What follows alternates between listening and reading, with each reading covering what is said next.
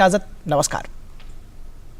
18वां G20 शिखर सम्मेलन, जिसको लेकर इस व्यापक स्तर के सम्मेलन की सारी जानकारी, पल पल की जानकारी सब तक पहुंचे, पूरे विश्व तक पहुंचे, इसे लेकर बहुत व्यापक इंतजाम किए गए, जिसकी प्लानिंग काफी पहले से ही शुरू हो चुकी थी।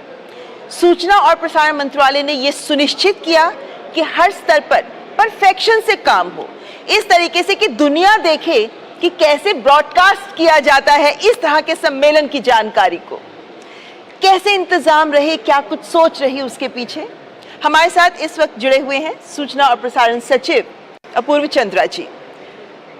बहुत बहुत स्वागत आपका, और ये सबसे पहले शुभकामनाएं भी देना चाहूंगी, क्योंकि जिस स्तर का आयोजन हुआ है सचिव जी, ये वाकई सब लोग सराहना कर रहे हैं इसकी। हालांकि अभी जारी है ये सफर, लेकिन आपको किस तरह की प्रतिक्रिया मिल रही है, आपको किस तरह की संतुष्टि का भाव भी हो रहा है, क्योंकि आयोजन वाकई बहुत अच्छा रहा है। देखिए, इसकी जो हमारी तैयारी है ये माननीय प्रधानमंत्री जी के मार्गदर्शन में लगभग 1 वर्ष से चल रही थी, जब से जो है भारत ने बागडोर संभाली है G20 की। और जैसा आपने कहा कि पूरे देश में, पूरे विश्व में G20 का नाम भारत की अध्यक्षता का सारे विश्व में था। तो अब जैसे हमारे देश में 60 मीटिंग्स हुई, 60 शहरों में 200 से अधिक मीटिंग हुई, 1 लाख से अधिक डेलीगेट्स आए, और इसका सब जो प्रचार प्रसार कि क्या वहाँ पर जो है चर्चा हुई, किस तरह से उनका स्वागत किया गया, क्या वहाँ पर साइड इवेंट हुए, वहाँ की कल्चर, वहाँ के शहर, और प्लस जो उसमें सब्सटेंटिव भी जो कुछ भी चर्चा हुई, क्या उससे निकल के आया, इस सब का प्रसारण और मीडिया के साथ केवल देश में ही नहीं पूरे विश्व में उसकी बात को फैलाना, ये काम सूचना प्रसारण मंत्रालय ने किया। और इसीलिए मुझे लगता है आज देश का हर नागरिक ये जानता है कि G20 देश में हुआ, और भारत ने किस तरह से माननीय प्रधानमंत्री जी का जो स्वप्न था कि हम जो है ग्लोबल साउथ की वॉइस बने, वो किस तरह से पूरा हुआ और किस तरह से ये चीज़ आगे बढ़ रही है। हम ये तो जानते हैं कि आयोजन को लेकर, मेहमानों के स्वागत को लेकर, अपनी संस्कृति को प्रदर्शित करना, हमने इस सब पर ध्यान दिया। लेकिन जब हम प्रसारण की बात करते हैं तो जाहिर है कि बहुत सारी और फॉर्मेलिटीज़, औपचारिकताएं होती हैं जो उससे जुड़ी होती हैं। 60 शहरों की बात हुई है। 60 शहरों में जाहिर है कि सभी शहरों में उस स्तर का इंफ्रास्ट्रक्चर भी नहीं होगा ना। तो INB मिनिस्ट्री के सामने कितनी चुनौती रही, इतने खूबसूरत शॉट्स, इतने परफेक्ट शॉट्स और सही सटीक जानकारी। इसमें तो मैं कहूँगा कि आपका, प्रसार भारती का और दूरदर्शन का भी बहुत योगदान रहा, क्योंकि चाहे वो अब सारे के सारे जो माननीय प्रधानमंत्री जी की कल्पना थी कि 28 राज्यों, 8 यूनियन टेरिटरीज, उनके 60 शहरों में ये कार्यक्रम होंगे, और हर जगह से इसका प्रसारण, डायरेक्ट प्रसारण हुआ, और सारे विश्व में ये खबर गई। इसमें दूरदर्शन ने पूरी तरह से इस बात को निभाया और जो है पूरे विश्व में इसको किया। और अब आज का ही जो हम आयोजन देखते हैं, पहली बार जो है 4K के अंदर जो है ट्रांसमिशन हो रहा है, जो कि एक ट्रांसफॉर्मेशन है। फिर से मेरे को लगता है जैसे कि एशियाड के समय पे ब्लैक एंड वाइट से कलर हुआ था, अब HD से 4K में ट्रांसमिशन हो रहा है, और ये पहली बार देश के अंदर हो रहा है, और ये इसका आगे इसका प्रसारण बहुत अधिक बढ़ेगा, ऐसा मेरा पूरा विश्वास है। दूरदर्शन ने ये दिखाया है कि ये जो ट्रांसमिशन है उन्होंने करके, और पूरे विश्व में, चाहे वो अमेरिका हो, चाहे यूरोप के देश हो, चाहे और देश हो, सब जगह ये ट्रांसमिशन गया है, लोगों ने यहाँ का फीड लिया है। बिल्कुल, और दूरदर्शन की नज़रों से 18वें G20 शिखर सम्मेलन को पूरे विश्व तक पहुंचाया गया है। ऐसे में सचिव जी, ये भी महत्वपूर्ण है कि ये जो इंटरनेशनल मीडिया सेंटर बना है, जहां पूरा जमावड़ा है पूरे विश्व के मीडिया का, सभी देशों के मीडिया यहाँ उपस्थित है, यहाँ भी जो अरेंजमेंट्स की गई हैं, हमने देखा कि खूबसूरती से भी अगर हम शुरुआत करें तो नदियों के हिसाब से बना रखे हैं पॉइंट्स, जहाँ पे प्रेस कॉन्फ्रेंसेस हो रही है वहाँ पर भी हमारी माउंटेन रेंजेस की झलक दिखती है, हिमालय एंड सो ऑन। इसके पीछे भी कुछ सोच थी? देखिए, सोच तो यही है कि इसमें एक पर्सनल, लोगों को लगे कि आप उनका स्वागत है, और ये एक पर्सनल है, वो एक जो है भारत के अंदर उनका स्वागत है, और हम जो है भारत में की जो संस्कृति है उसको भी उसमें दर्शाते हैं। अगर हम केवल ईस्ट वेस्ट नॉर्थ साउथ या ABCD करके जो है नाम रखते तो कितना इम्पर्सनल होता। अब आज अगर सपोज आप ब्रह्मपुत्रा में बैठे हैं, तो जो अगर विदेश से कोई आया होगा तो उसे निश्चित ही उसको जानकारी लेने का उसको प्रतीत होगा कि ब्रह्मपुत्रा कहाँ है, कहाँ की नदी है, कहाँ से आती है, कहाँ जाती है, और उसकी पूरी हिस्ट्री। तो ये भी एक उसके अंदर सोच रही, तो और ये हमारे देश को भी दर्शाता है कितना हमारा देश विस्तृत है, किस तरह की हमारी संस्कृति है। बड़ी से बड़ी नदियाँ, east to west, west to east, north to south, हर तरह की नदियाँ यहाँ पर हैं। शिखर जो है हमारे विश्व में सबसे ऊंचे शिखर हैं, वो सब यहाँ दर्शाए गए हैं। जी बिल्कुल।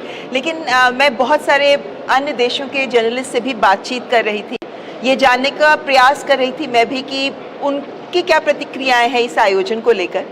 तो बहुत से लोगों ने इस बात को भी सामने रखा कि कई G20 शिखर सम्मेलन हमने कवर किए हैं, लेकिन कहीं तो हमें पानी तक नहीं मिलता था, कहीं वाउचर दे के कहा जाता था सामने की दुकान से खा लीजिए, और कहाँ इस स्तर का इतना भव्य आयोजन। आपको भी ऐसी कुछ बातें सुनने को मिली होंगी? देखिए, माननीय प्रधानमंत्री जी जैसे सूचना करी थी कि ये जो है सब्सटेंटिव पार्ट तो है ही है, और वो हमने देखा कि कल जो है डिक्लेरेशन यहाँ पर पहले ही दिन सबसे सर्वसम्मति से ये डिक्लेरेशन हुआ, जिसमें भारत की डिप्लोमेटिक एक विन है, और भारत ने दिखाया कि हम किस तरह से नॉर्थ और साउथ को हम जो है जोड़ सकते हैं। पर साथ में ये भी था कि हम अपनी संस्कृति, हम अपना जो आवभगत है, हॉस्पिटैलिटी है, उसको पूरे को दर्शाएं। तो ये केवल डेलीगेट्स के लिए नहीं, केवल पूरा मीडिया के लिए भी यही किया गया।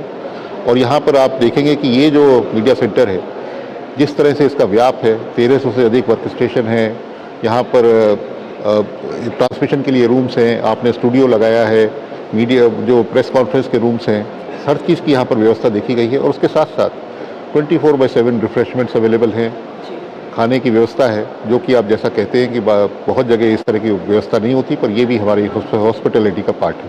जी, कई जगह पर इस बात को भी सामने रखा गया है कि जो सुविधाएं हैं वो तो हैं ही, लेकिन एक पर्सनल टच देने का प्रयास किया गया है मीडिया के लोगों को भी। अमूमन मीडिया को एक ऑफिशियल दर्जा तो दे दिया जाता है कि भाई इस देश का मीडिया आया है, लेकिन पर्सनल टच, एक छोटे सा उदाहरण होता है कि जो मीडिया किट दी जाती है उदाहरण के तौर पर, उसमें भी वो पर्सनल टच भारत का डाल कर दिया गया है ताकि वो भूले ना। बिल्कुल, ये तो है ही, क्योंकि जो मीडिया किट है उसमें तो पर्सनल टच है ही। और यहाँ पर जो एक वन डिस्ट्रिक्ट वन प्रोडक्ट की एक अति सुंदर एग्जीबिशन लगी है, यहाँ से मीडिया सेंटर से लगी हुई है, उसमें पूरे देश के जो टेक्सटाइल से लेकर जो कल्चर के और आर्टिफैक्ट्स हैं, हैंडीक्राफ्ट है, सबको वहाँ देखा जा सकता है। जी। और आरबीआई ने साथ ही वहाँ पर आरबीआई ने और एनईजीडी ने डिजिटल पेमेंट्स की वो भी प्रदर्शनी लगाई है, जिससे मीडिया को ये भी अनुभव हो, जो विश्व का मीडिया आया है, कि हमने डिजिटल पब्लिक इंफ्रास्ट्रक्चर में किस तरह से प्रगति करी है। और जो फॉरेन मीडिया है वो अपना ई वैलेट को वहाँ पर रिचार्ज करा सकते हैं, वहाँ पर पेमेंट कर सकते हैं, इसका अनुभव ले सकते हैं कि हमारे यहाँ कैसे मोबाइल से at the click off button something can be purchased, जो कि मेरे ख्याल से विश्व में इस तरह की व्यापकता कहीं नहीं होगी। अगर हम जाते हैं, कभी यूरोप जाते हैं, अमेरिका जाते हैं, और जब हम लौटते हैं तो हमारे पूरे जेबों में सिक्के भरे रहते हैं, क्योंकि वहाँ सारा कैश का ही प्रचलन ज़्यादा रहता है। तो ये चीज़ भी एक बड़ी ट्रांसफॉर्मेटिव है, जिसको हमने दिखाने की कोशिश करी। तो सचिव जी, क्योंकि इस स्तर के आयोजन में जाहिर है कि सूचना प्रसारण मंत्रालय को कोऑर्डिनेशन लेवल पर बहुत स्तर पे काम करना पड़ा होगा, और जैसा हम अलग अलग कॉर्नर्स देख रहे हैं मीडिया सेंटर में, आपने डिजिटल कॉर्नर की भी बात की है, तो कैसे अलग अलग मंत्रालयों के साथ समन्वय बिठाकर इसे सफल किया गया है? अब इस मीडिया सेंटर में जो ये तो एक होल ऑफ गवर्नमेंट अप्रोच है। वैसे तो आईटीपीओ का योगदान है, क्योंकि जगह आईटीपीओ की है। बाकी तो फिर यहाँ इंफ्रास्ट्रक्चर के लिए टेलीकॉम का रोल रहा, क्योंकि यहाँ पर जो है फाइबर कनेक्टिविटी, जो मोबाइल कनेक्टिविटी है, वो सबसे महत्वपूर्ण है।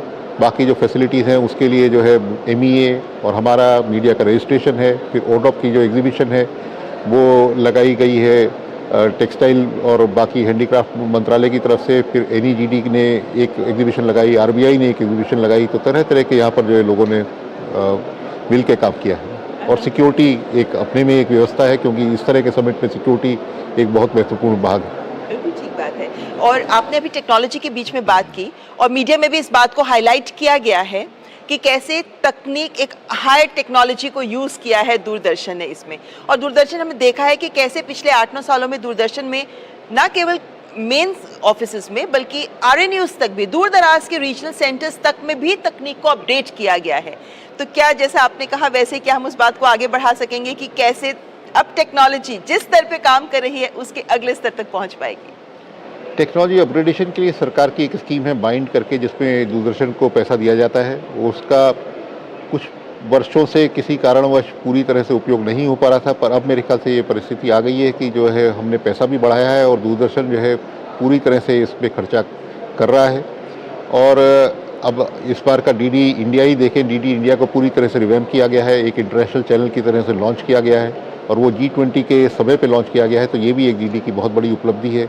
अब हमारे पीछे ही आप देख रहे हैं कि एक वीडियो वॉल है, ये भी इस तरह के वीडियो वॉल अब सब दूरदर्शन के सारे स्टूडियोज़ के अंदर बहुत जल्द लगने वाले हैं और इसका भी प्रसारण में बहुत उपयोग होगा।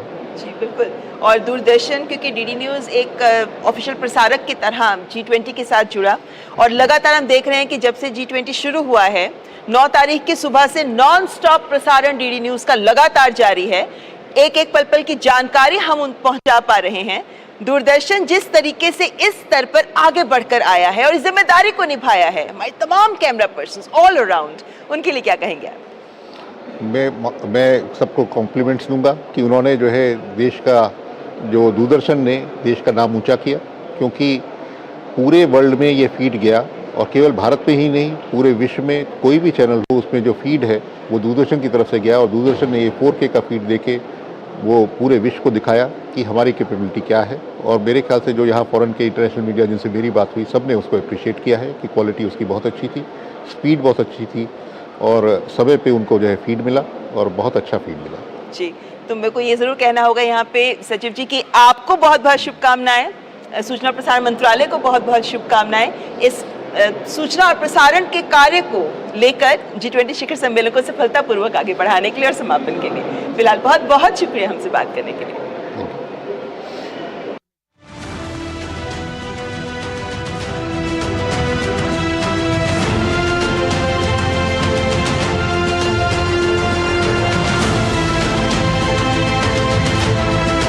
नई Delhi G20 leaders summit declaration पर सहमति बनी है।